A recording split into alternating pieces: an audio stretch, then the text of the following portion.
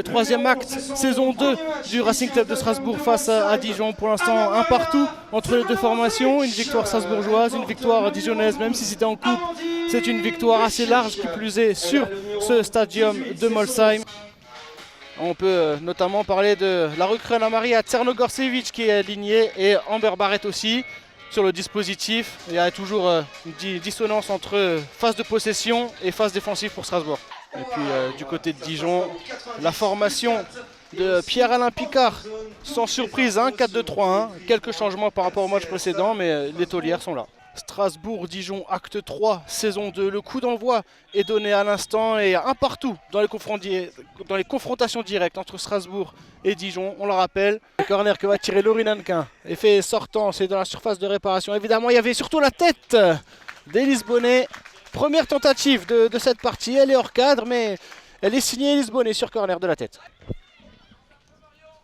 Le ballon long dans la profondeur, dans le dos de la défense. Val avait très bien lu la trajectoire et l'attaquante était signalée hors jeu. Peu d'offensive finalement. Mais il y a une grosse occasion avec une grosse possibilité pour Dijon avec ce corner. Rentrant, tiré du pied gauche, ça cafouille dans la surface de réparation. Il y a du duel aussi dans le domaine aérien. Sirène Fontaine. Fontaine, pied gauche. Il y a De Clercq. De Clercq, la possibilité de tirer un rebond avant la gardienne. Et Manon Val va capter ce ballon. Nadia Gresiman.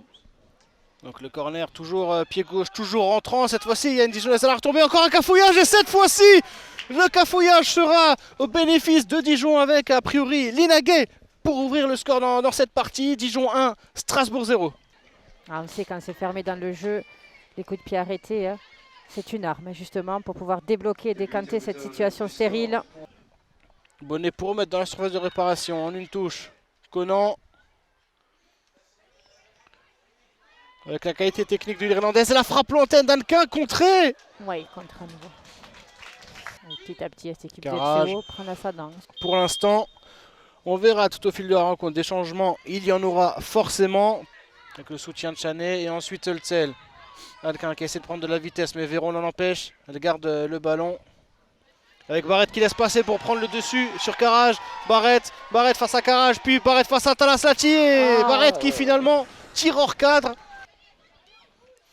Avec Bécher, le petit pont de Bécher, c'est validé sur Nadia Kresiman. D'habitude, c'est elle qui les met les petits ponts et cette fois-ci, elle se le prend. Carrage. Le ballon long. Il y a Kazadi avec la menace Kresiman dans son dos. La mésentente avec Manon Val et Kresiman qui va plus qu'à terminer. Puisque voilà, énorme mésentente entre Kazadi, entre Manon Val et Kresiman. N'en demandez pas tant pour crucifier le Racing Club de Strasbourg. 2-0 pour Dijon. Ah oui, énorme mésentente entre ces deux joueuses de Strasbourg et Kresiman qui est là, qui continue à presser. Côté droit, Kazadi en position de centre, elle est au duel. Elle remet sur Annequin. La passe d'Annequin pour la frappe de Sierra Henge, trop écrasée, ça n'inquiétera pas grand monde. Mais ça revient dans les pieds d'Élise Bonnet qui elle aussi va sauter. Je crois bien que ça touche la barre transversale, mais c'était une frappe venue d'ailleurs. Ben Salem, la roulette de Ben Salem. Le ballon sur réparation, Annequin en deux touches, c'est contré. Qui est parfaitement passé devant Sierra Henge, Kresiman. Sur le pied droit, elle peut enchaîner ensuite avec la passe pour Fontaine. C'est un peu trop long, elle y arrive quand même, la jeune française à avoir ce ballon. Elle est sur le pied gauche pour centrer. Le centre directement sur Lina Gay de la tête. Leclerc, Kresiman face à Lorenzo. Kresiman face à Lorenzo. Précédemment, la Polonaise avait pris l'ascendant et pour l'instant, elle est en train de prendre l'ascendant parce qu'elle force la Portugaise à reculer. Et elle a tellement forcé la Portugaise à reculer qu'elle a pu rentrer dans la surface de réparation et ensuite pied fermé, pied droit, trompé. Manon Val, 3-0. Nadia Kresiman encore une fois. Et Laurie Nannequin, ce coup franc qui est très bien tapé. Et dans, j'allais dire dans les bras de Talaslati, mais non, c'est sur sa barre transversale et l'occasion n'est pas terminée. À Murphy Agnew au second poteau pour tenter de jongler avec la tête et la remettre vers Ben Salem au point de pénalty. Finalement, les Dijonnaises s'en sortent. Avec des individualités qui ont été au rendez-vous.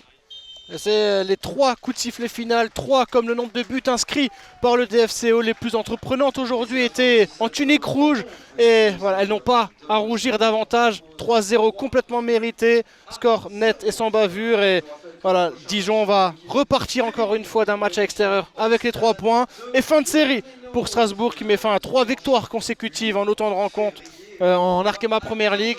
Et puis la suite, on verra, mais peut-être un pied d'arrêt pour Strasbourg et un retour vers le top 5 ou le top 6 pour le DFCO. Ah, cette photo, elle est sympa aussi, Guillaume. Beaucoup de sourires du côté du DFCO. On va se quitter sur les visages bien joyeux du DFCO, des joueuses bien forcément contentes de l'emporter. La journée n'est pas terminée, mais on va déjà se projeter sur la prochaine. À chaque match suffit sa peine. Et nous, ce qui nous intéresse, ça va être Dijon face à Nantes et Strasbourg à la Méno le dimanche 8 février face à l'Olympique de Marseille. Et puis sinon, dans les autres affiches, il y a le derby Lyon face à Saint-Etienne, Lens, Fleury et Montpellier-Le Havre dans un match qui peut coûter cher.